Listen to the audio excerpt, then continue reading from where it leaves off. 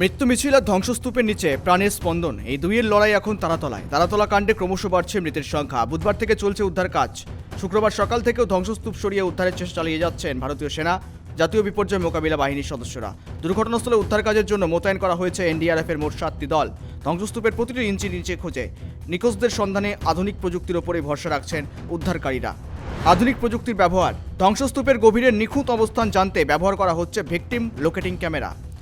Live ডিটেক্টরের সাহায্যে চলছে কংক্রিটের নিচে প্রাণীর অস্তিত্ব খোঁজার কাজ। নিখোঁজদের সন্ধানে ব্যবহার করা হচ্ছে প্রশিক্ষিত স্নিফার ডগ।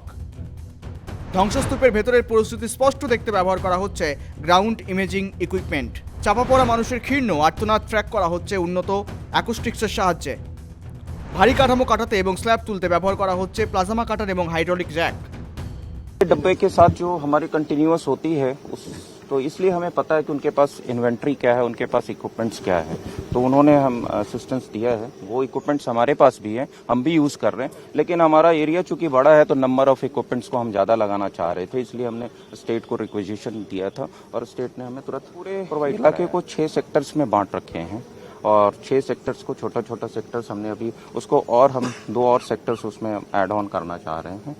तो क्योंकि जितना छोटा एरिया है उतना स्कैन करके हम क्लियर करना चाहते हैं। जो एरिया हमारा टेक्निकल टीम के द्वारा क्लियर हो जाएगा उसमें हम एग्रेसिव कटिंग की तरफ जाएंगे। लाइव डिटेक्टर्स हमारे पास हैं, हम उसका यूज़ कर रहे हैं, जिसमें एकॉस्टिक्स हैं, उसमें सेंसर्स हैं।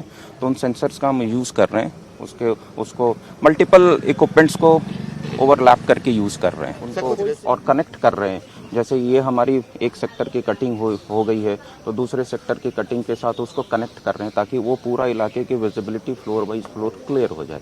বৃহস্পতিবার রাতের বজ্রপাত আর দুর্যোগপূর্ণ আবহাওয়া উদ্ধার কার্যে কিছুটা বাধা সৃষ্টি করলেও উদ্ধারকারীরা এক মুহূর্তের জন্য পিছু হটেননি। যুদ্ধকালীন এই পরিস্থিতিতে আটকে থাকা মানুষগুলোকে জীবিত বের করে আনাই এখন তাদের একমাত্র লক্ষ্য। ক্যামেরায় স্বপন রায়ের সঙ্গে সুকৃতি ভট্টাচার্যের রিপোর্ট, কেটিভি বাংলা।